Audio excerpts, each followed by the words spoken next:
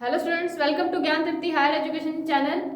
BSc second year और partial differential के अंदर एक लास्ट टॉपिक हमारा बचा हुआ था, मूंगे का मेथड। बहुत इंपॉर्टेंट है और क्वेश्चन काफ़ी पूछे जाते हैं एग्जाम्स में इसमें। और अब देखो, इसके अंदर जो मूंगे का मेथड है उसका थोड़ा मैं आपको बेसिक बता रही थी कि इसका प्रोसीजर क्या है, वर्किंग मेथड क्या है। उसके बाद एक क्वेश्चन लेंगे तो क्वेश्चन में ज़्यादा क्लियर कर दूंगी आपको, ठीक है। तो सबसे पहले इसका मेथड का वर्किंग रूल देखते हैं क्या है। मूंगे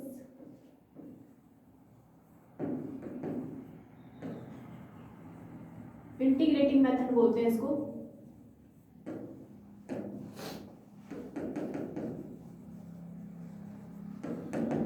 ठीक है, इस मेथड का जो वर्किंग रूल है वो देखते हैं हमने। सबसे पहले क्या है, सबसे पहले इसकी एक स्टैंडर्ड फॉर्म होती है मूंगेस मेथड की, कि आपको जो क्वेश्चन गिवन होगा, क्वेश्चन को आपको उसमें लिखा तो हुआ नहीं होगा कि किस तरीके से सॉल्व करना है, ठीक है। तो वहाँ पे वो लिखा होगा solve R square is equal, जैसे कोई भी क्वेश्चन दे रखा है, ठीक है। तो उस क्वेश्चन के अंदर वो बोलेगा कि इसको मूंगे मेथड से सॉल्व कीजिए। तो आपको सबसे पहले उसको पता होना चाहिए कि उसको उसके स्टैंडर्ड फॉर्म में कन्वर्ट करना होता है, जो कि मूंगे की स्टैंडर्ड फॉर्म होती है। उसमें कन्वर्ट करने के बाद आपको वैल्यू निकालनी होती है। फिर वो बताती है प्रोसीजर क्या है। सबसे पहले इसकी स्टैंडर्ड फॉर्म देखिए क्या होती है। स्टैंडर्ड इक्वेशन बोल दो या स्टैंडर्ड फॉर्म बोल दो मूंगे मेथड की, वो होती है R, capital R small R, capital S small S, capital T small T is equals to capital V, ठीक है। ये क्या होती है, इसकी स्टैंडर्ड फॉर्म होती है मूंगेस मेथड। आपको इस फॉर्म के अंदर क्वेश्चन गिवन होगा, ठीक है। फिर आपको क्या करना है, कंपेयर विद क्वेश्चन। आपको जो भी फंक्शन गिवन है, कंपेयर विद गिवन इक्वेशन,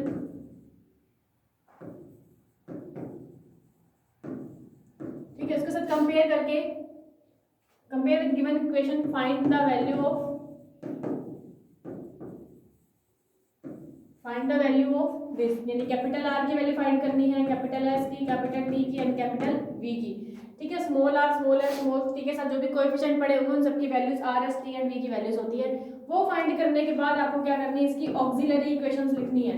ये भी आपको याद रखनी है एज इट इज, ठीक है। मूंगे के मेथड की ऑक्सिलरी इक्वेशंस होती हैं, ठीक है। ऑक्सिलरी इक्वेशंस आपको एज इट इज याद रखनी है। पहली इक्वेशन है इसकी,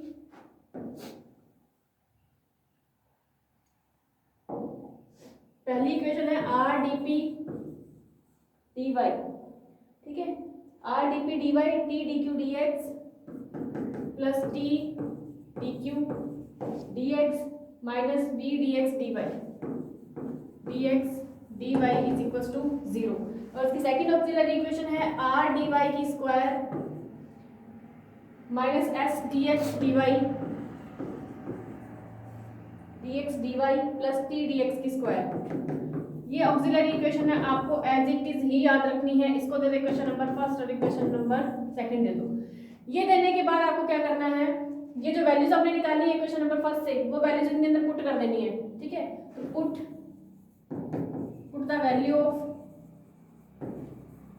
R S T and V in these equations, हमें इनके अंदर वो वैल्यू पुट कर देनी है। वैल्यू पुट करने के बाद थर्ड नंबर स्टेप है। थर्ड स्टेप के अंदर आपको क्या करना है, इसके जो भी इक्वेशन नंबर सेकंड होगी इसके अंदर जब वैल्यू पुट कर दोगे, ठीक है, तो उस इक्वेशन नंबर सेकंड को क्या करना है, आपको फैक्टराइज करना है, गुणनखंड करने है उसके। यहाँ पे लिखेंगे फैक्टराइज इक्वेशन नंबर सेकंड, ठीक है। इक्वेशन नंबर सेकंड जब अपने पास फैक्टराइज हो जाएगी, देन कंपेयर दोज फैक्टर्स, जो भी फैक्टर्स अपने पास आएंगे, ठीक है, उनको compare those factors with equation number first. जो भी फैक्टर्स आएंगे ना इस इक्वेशन नंबर सेकंड में, ये वैल्यू पुट करने के बाद आपके पास इसको सॉल्व करोगे, जो फैक्टर्स मिलेंगे उन, या 2 मिलते हैं 3 मिलते हैं, जितने मिलते हैं वैल्यू में तो 2 ही मिलेंगे क्योंकि स्क्वायर में है ये इक्वेशन। तो उन दोनों फैक्टर्स को एक एक करके इक्वेशन नंबर फर्स्ट के साथ क्या करना है, कंपेयर करना है, ठीक है। तो कंपेयर करके आपको क्या मिलेगा, then we obtain the value of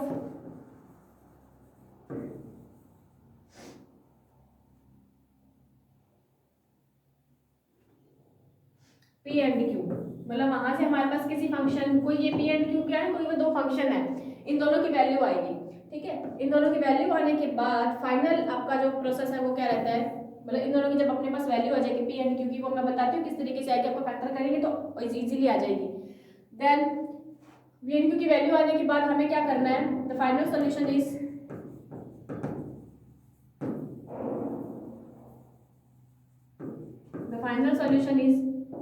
dz is equal to P D X plus Q D Y. जब आपके पास पी एंड क्यू की वैल्यू आ जाएगी, वहां से पी एंड क्यू की वैल्यू को आपको इस इक्वेशन के अंदर पुट करना है, P D X plus Q D Y में पी एंड क्यू की वैल्यू पुट करके इसको इंटीग्रेशन करना है, इंटीग्रेशन करके आप इजीली इसका आंसर निकाल लोगे। तो ये प्रोसेस है बुक के मेथड का, बहुत इजी है। इसके अंदर आपको इसकी स्टैंडर्ड फॉर्म ध्यान रखनी है और इसकी ऑक्सिलरी इक्वेशन याद रखनी है, बाकी प्रोसेस अपने आप होता रहता है, ठीक है, बाकी प्रोसेस अपने आप होता रहता है, कोई दिक्कत नहीं आती उसके अंदर, ठीक है।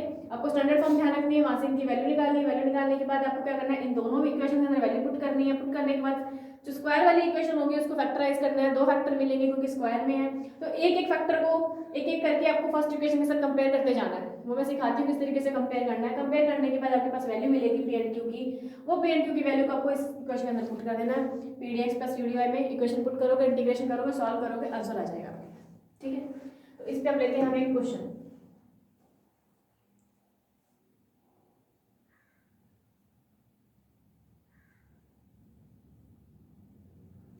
प्रॉब्लम नंबर फर्स्ट है,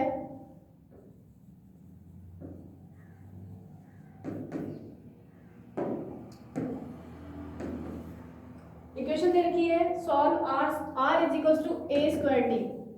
थोड़ा सा इजी क्वेश्चन लेते हैं, उसके बाद धीरे धीरे अपने आगे क्वेश्चन चलेंगे, ठीक है। अब यहाँ पे थोड़ा अच्छा क्वेश्चन ले लेंगे, इसके बाद पहले इस क्वेश्चन को समझते हैं कि किस तरीके से उन वैल्यूज को फाइंड करते हैं, थोड़ा इजीली हो जाएगा। तो ये हमारे पास r equal to a square T दे रखा है, इसको हम होंगे मेथड से सॉल्व करना चाह रहे हैं। सबसे पहले हमें क्या करना है, जो इसका सॉल्यूशन है, सॉल्यूशन में फर्स्ट स्टेप वाइज करेंगे तो ज्यादा इजी रहेगा। जैसे मैंने पीछे स्टेप बनाए उस स्टेप वाइज चलो तो आपको थोड़ा क्लियर हो जाएगा। फर्स्ट स्टेप में मैंने आपको क्या बताया था, आपको मूंगे की स्टैंडर्ड फॉर्म लिखनी है, तो लिखेंगे मूंगे स्टैंडर्ड फॉर्म, इसकी स्टैंडर्ड फॉर्म लिखनी है। स्टैंडर्ड फॉर्म क्या आएगी, R R S S plus T T is equal to V, ये स्टैंडर्ड फॉर्म है, ठीक है। And the given equation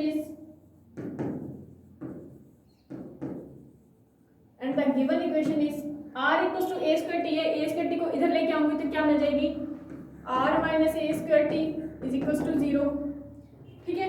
अब इसको क्या करते हैं, कंपेयर, इसको इक्वेशन नंबर फर्स्ट दे दो, तो compare with equation number first. Compare करेंगे तो यहाँ से देखिए कैपिटल आर की वैल्यू कितनी आएगी, कैपिटल आर की वैल्यू है 1, ठीक है। एस नहीं है इसमें तो कैपिटल एस की वैल्यू कितनी है 0, टी की वैल्यू कितनी है, कैपिटल टी की वैल्यू है स्मॉल टी के साथ माइनस का ए स्क्वायर है तो माइनस का ए स्क्वायर, ठीक है। और वी की वैल्यू कितनी है 0, सारी वैल्यू निकल गई। सारी वैल्यू निकलने के बाद मैंने आपको सेकंड स्टेप में चलने को बोला है। सेकंड स्टेप हमारा क्या होता है, ऑक्सिलरी इक्वेशंस होती है इसकी,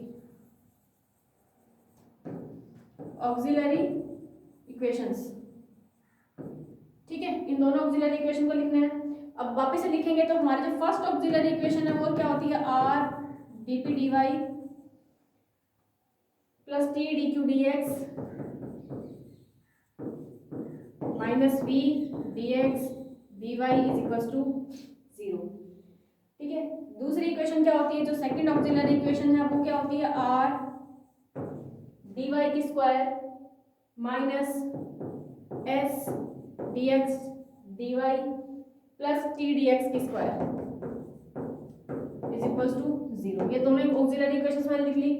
अब हमें एक एक करके इन दोनों इक्वेशंस के अंदर वैल्यू पुट करनी है, ये जो R S T and V की वैल्यू निकालनी है। तो हम लिखेंगे बाय फर्स्ट, बाय 1, इस 1 के अंदर मैं वैल्यू पुट करती हूँ। सबसे पहले आर की वैल्यू पुट करती हूँ, यहाँ आर की वैल्यू 1 है तो हमें क्या मिलेगा, मेरे को डीपी डी वाई, टी की माइनस ए स्क्वायर है तो माइनस का A square D Q D X, और वी की 0 है तो 0 तो इक्वल में 0 मिल जाएगा। इसको यहीं पे छोड़ देते हैं, ठीक है। अब इसको इक्वेशन नंबर फर्स्ट थी, इसको तो इक्वेशन नंबर सेकंड। अब इसके अंदर वैल्यू पुट करते हैं, आर की वैल्यू पुट करेंगे, यहाँ मिलेगा डी वाई की स्क्वायर, एस की वैल्यू कितनी है 0 है तो ये पोर्शन 0 हो जाएगा, टी की वैल्यू माइनस ए स्क्वायर है तो माइनस का ए स्क्वायर डी एक्स की square is equal to 0, equation number third. तो मैंने बोला था कि ऑक्सिलरी इक्वेशन के अंदर जो सेकंड वाली इक्वेशन होती है उसको फैक्टराइज करना होता है थर्ड स्टेप के अंदर। अब चलता है थर्ड नंबर स्टेप, जब लिखेंगे फैक्टराइज इक्वेशन नंबर थर्ड, क्योंकि जो भी सेकंड ऑक्सिलरी इक्वेशन होती है उसको फैक्टराइज करना होता है। तो सेकंड ऑक्सिलरी से हमें क्या मिली है, हम लिख लो बाय सेकंड से हमें ऑक्सिलरी इक्वेशन ये मिली है, तो हम लिखेंगे फैक्टराइज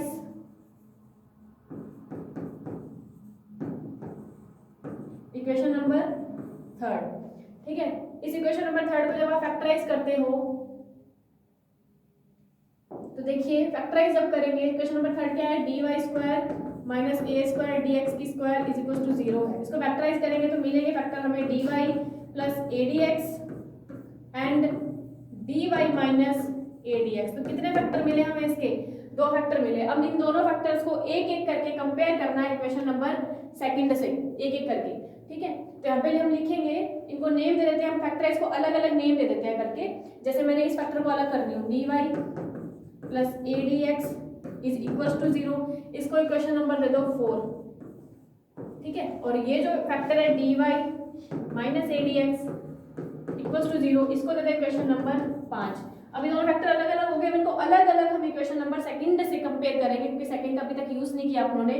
ठीक है, थर्ड का फैक्टराइज कर दिया, सेकंड का यूज नहीं है, क्योंकि सेकंड से हम कंपेयर करते हैं इसके फैक्टर्स को। ठीक है, अब चलते हैं स्टेप नंबर 4 पे। ठीक है, तो यहाँ पे लिखेंगे बाय इक्वेशन नंबर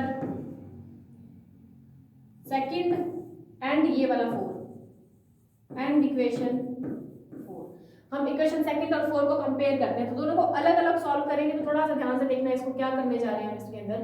सबसे पहले मैं उठा रही हूँ, इसको सॉल्व कर रही हूँ। ठीक है, इक्वेशन नंबर 4 को काम कर रही हूँ, इसके अंदर मैं थोड़ा इधर लिख रही हूँ dy plus adx is equal to 0 लिख रही हूँ। इसको उठा के इधर लेके जा रही हूँ, तो dy is equal to minus का adx है। ठीक है,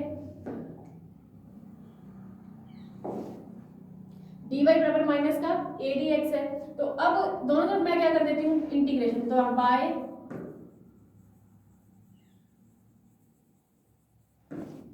इंटीग्रेशन, तो integration of dy is equal to minus का adx।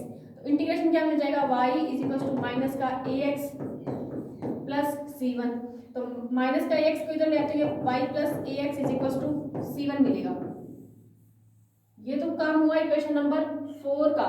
अब इसी के साथ मैं इधर काम कर रही हूँ स्टेप नंबर 4 के अंदर। इक्वेशन नंबर 4 यहाँ यूज आ गई, इक्वेशन नंबर सेकंड में यहाँ लिख रही हूँ उसके साथ।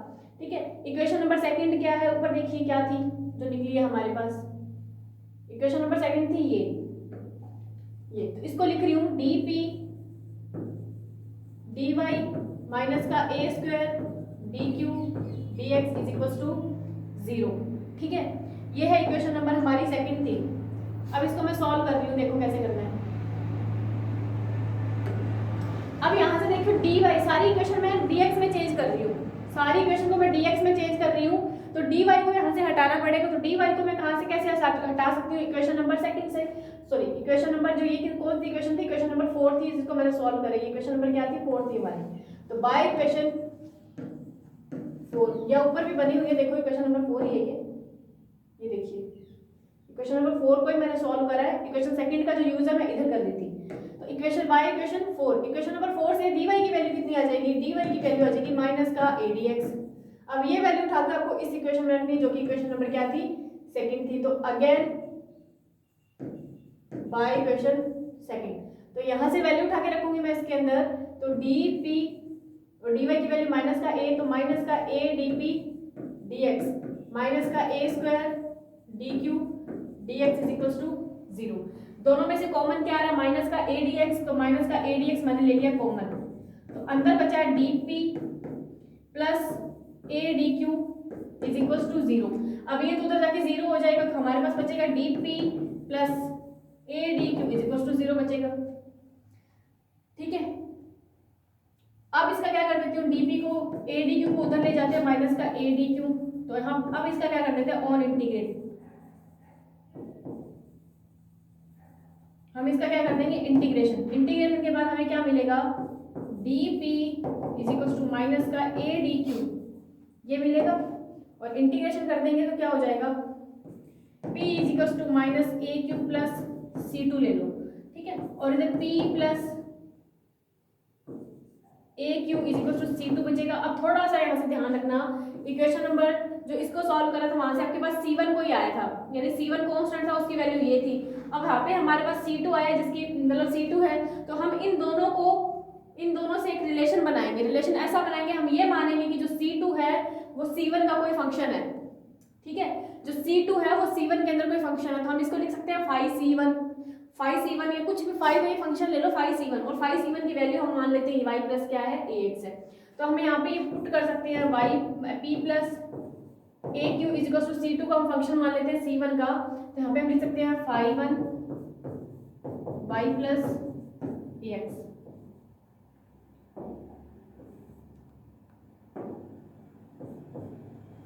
ठीक है, फाई 1 y प्लस ax मान लिया, ठीक है।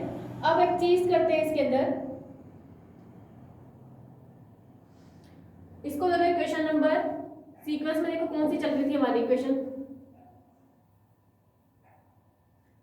वो 4 थी, इसको 5 दे लो, ये इक्वेशन नंबर 5, और यहाँ पे लिख लो जो हमारे पास आया है, ये जो हमने चेंज करा है ये करा है बाय इक्वेशन 5, क्योंकि मैंने C2 को C1 का कोई फंक्शन मान लिया फाई C1, और C1 की जगह पर मैंने वैल्यू पुट कर दी ये, मतलब C2 की जगह पर मैंने लिख लिया फाई 1 C1, और फाई 1 C1 और C1 की जगह पर वैल्यू पुट कर दी y प्लस ax। तो मान सकते हैं, कोई प्रॉब्लम नहीं है, दोनों के दोनों कांस्टेंट है, तो C2 को C1 का फंक्शन मान लो तो क्लियरली हो जाएगा।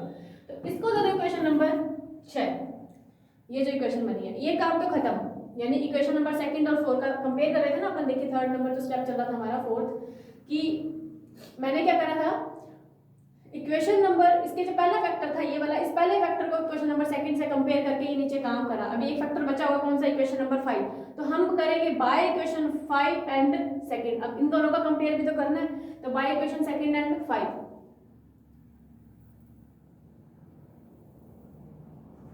यहाँ पे लिखेंगे 5th नंबर स्टेप के अंदर बाय इक्वेशन 2 एंड इक्वेशन 5। तो इधर इक्वेशन नंबर 5 को सॉल्व करेंगे। इक्वेशन नंबर 5 क्या थी हमारी, इक्वेशन नंबर 5 देखिए जो ऊपर बनी हुई है, सॉरी ये 5 तो मैंने इसको दे दिया था ना, इसको नंबर इक्वेशन नंबर 5 वो थी, ये इक्वेशन नंबर 6 करो, और यहाँ पर इक्वेशन पड़ी हुई है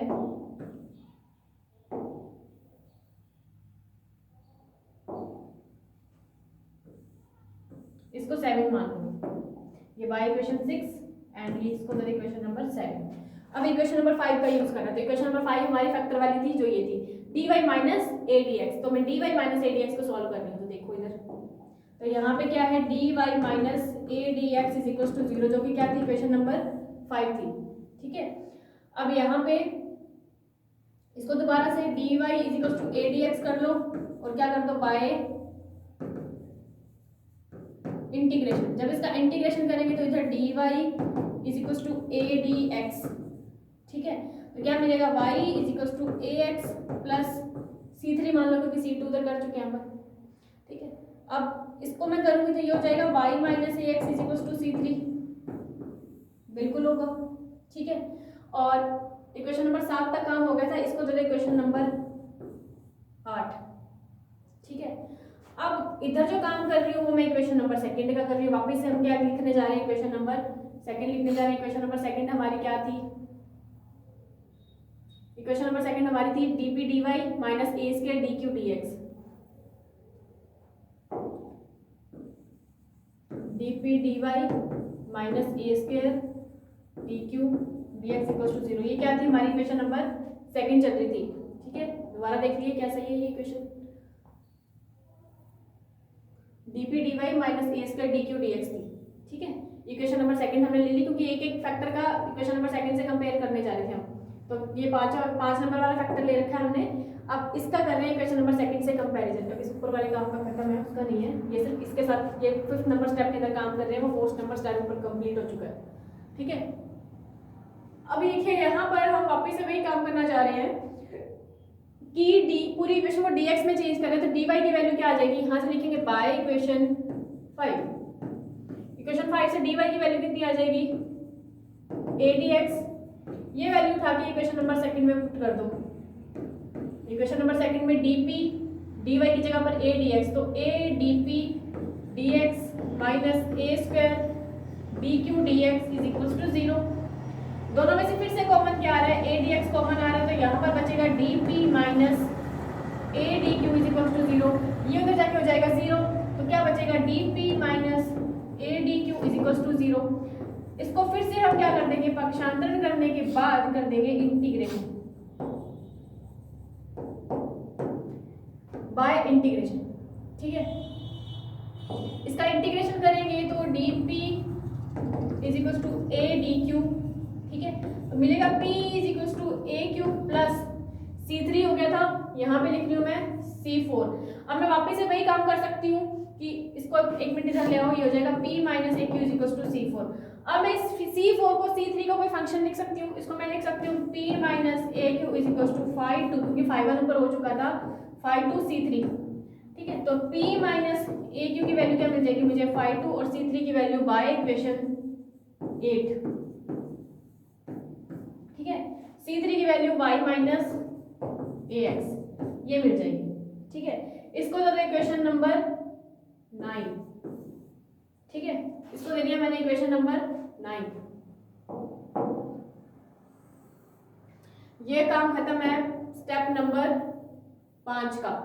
ठीक है, अब हमें क्या निकालनी है, कंपैरिजन करने के बाद हमें क्या करना था, कंपैरिजन करने के बाद हमें पी एंड क्यू की वैल्यू निकालनी थी। तो पी एंड क्यू की वैल्यू ऑब्वियस सी बात दिख रही है, तो इक्वेशन नंबर 7 में के अंदर पी एंड क्यू आ रहा है और इक्वेशन नंबर 9 में पी और क्यू आ रहा है। अगर मैं इक्वेशन नंबर 7 यहाँ से देखिए इसको, अगर इक्वेशन नंबर 7 और इक्वेशन नंबर 9 दोनों को ऐड कर दूं तो ऊपर प्लस का एक ही और नीचे माइनस का एक ही हो, तो वो कैंसिल हो जाएगा और p ऐड होकर 2p हो जाएगा, तो वहां से मेरे को p की वैल्यू मिल जाएगी।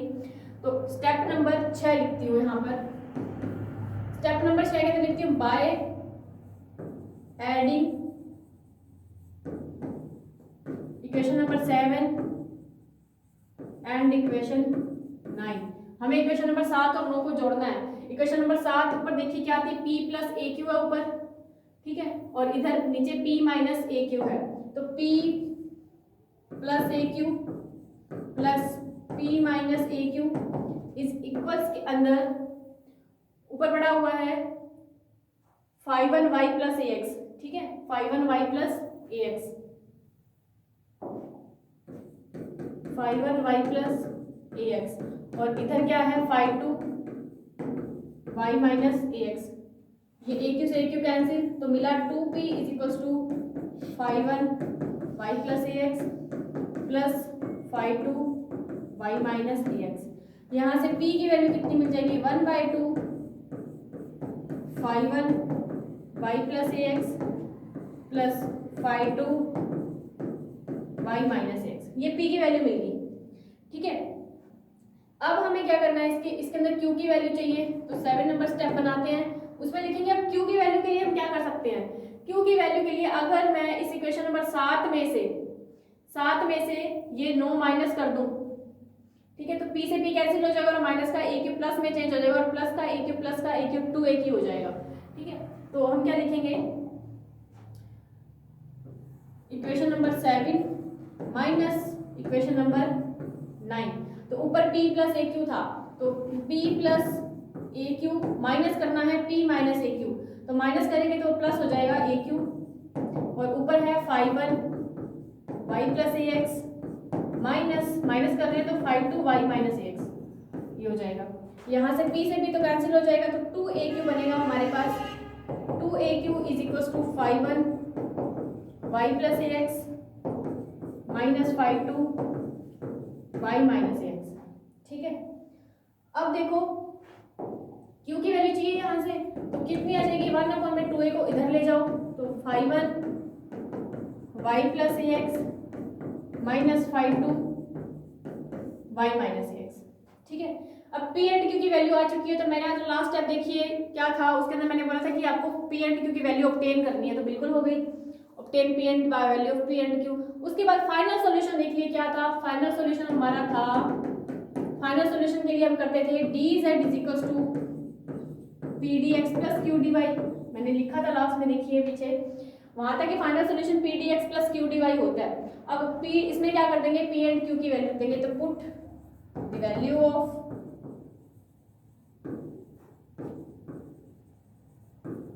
P and q. तो यहां से d z is equal to p की वैल्यू देखिए क्या है,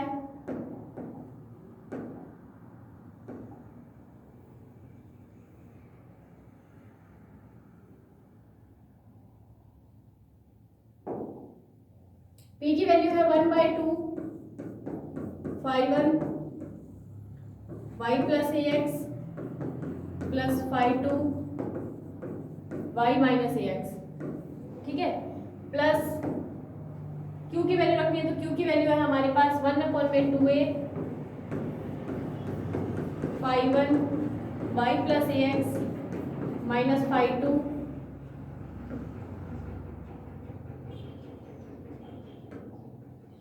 y माइनस एक्स, ठीक है, ये वैल्यूज है। अब इसके अंदर हमें देखो क्या करना है, इस 1/2 का और सबका अंदर मल्टीप्लाई कर देते हैं। तो मैं अंदर 1/2 phi1 y plus A X plus 1/2 phi2 y minus A X plus 1/2a phi1 y plus A X minus 1/2a phi2 y minus A X, ये अंदर मल्टीप्लाई कर दिया। अब देखो जो फंक्शन phi1 वाले फंक्शन उनको एक साथ लिख लो और phi2 वाले फंक्शन उनको एक साथ लिख लो। तो मैं phi1 y plus A x और ये phi1 y प्लस एक्स, ये दोनों फंक्शन है पर इसके बाहर 2 है और इसके बाहर 2a है। तो मैं 1/2a दोनों में से कॉमन लेती हूँ, तो मैंने दोनों में से कॉमन ले लिया 1/2a। अगर यहाँ से 1/2a कॉमन लेती हूँ तो a इसके मल्टीप्लाई में जाएगा, a phi1 y plus A x, और इसमें से 1/2a लेंगे तो यहाँ पे मेरे को सिर्फ इतना ही बचेगा। एक सेकेंड, मैं साथ में dx नहीं लगाया, वो थोड़ा देख लो आप। इसमें क्या था, dz इज इक्वल टू, ये तो p की वैल्यू थी और साथ में dx भी तो है, तो यहाँ पे लगाओ इसके साथ dx और यहाँ इसके साथ जाएगा dy, pdx प्लस qdy होता है ना, तो इन सब के साथ भी एक एक करके dx एंड dy जाएगा क्योंकि अंदर मल्टीप्लाई कर रहे हैं। तो यहाँ भी dx, यहाँ भी dx, यहाँ dy एंड यहाँ भी dy, ठीक है। अब हम कॉमन क्या ले लेंगे, थोड़ा सही कर लेते हैं अपन, कॉमन लेते हैं 1/2a phi1 y plus x भी तो कॉमन आ रहा है ना, तो कॉमन ले रहे हैं 1/2a phi1 y plus X common ले रहे हैं। अंदर क्या बचेगा देखिए, यहाँ से a इसके साथ नहीं था पोल में तो इसके मल्टीप्लाई में जाएगा, मल्टीप्लाई में ये पोर्शन तो बाहर ही आ गया, तो किसके मल्टीप्लाई में, dx के मल्टीप्लाई में, तो a dx, ठीक है। और इसमें से 1/2a phi1 y plus X common आ गया तो सिर्फ dy बचा, तो प्लस dy, तो इन दोनों का काम खत्म। अब phi2 वाले फंक्शन में चलते हैं। phi2 वाले फंक्शन के अंदर कॉमन ले लेते हैं हम 1/2a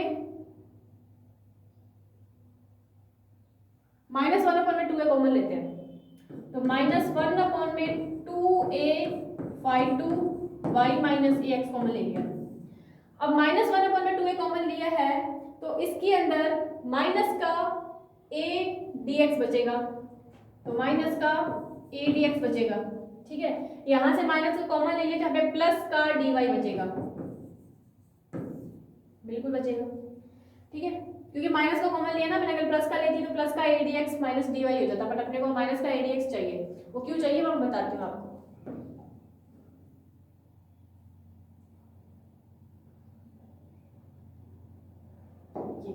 ठीक है, अब इसके अंदर देखिए क्या कर लेते हैं हम, ये जो a dx है ना, सॉरी ये जो y प्लस ax है, ठीक है, इस y प्लस ax को कोई फंक्शन मान लेते हैं, तो हम लिखेंगे let y plus ax is equal to u, and ये जो y माइनस ax है इसको मान लेते हैं कोई b। तो यहाँ से जब इसका क्या करेंगे हम डिफरेंशिएशन करेंगे तो क्या मिलेगा, dy plus a dx is equal to du, ठीक है, और यहाँ से करेंगे तो dy minus a dx is equal to dv, ठीक है। अब ये जो वैल्यूज है देखो dy plus a dx, dy minus a dx, इनकी जगह पर ये वैल्यू पुट कर सकते हैं, तो हमारे पास जो फंक्शन dz की वैल्यू कितनी आ जाएगी, dz बराबर 1/2a phi1 y plus ax क्या है u, तो यहाँ पे लिखेंगे u, ठीक है, a dx प्लस dy को क्या लिखेंगे du, minus 1/2a phi2 y minus ax की जगह पर v लिखेंगे और dy माइनस ए dx की जगह पर क्या लिखेंगे, dv लिखेंगे। तो dz is equal to this आया। अब एक चीज यहाँ पे देखो, हम क्या कर देते हैं, इसका इंटीग्रेशन कर देते हैं। तो यहाँ पे लिखेंगे बाय इंटीग्रेशन।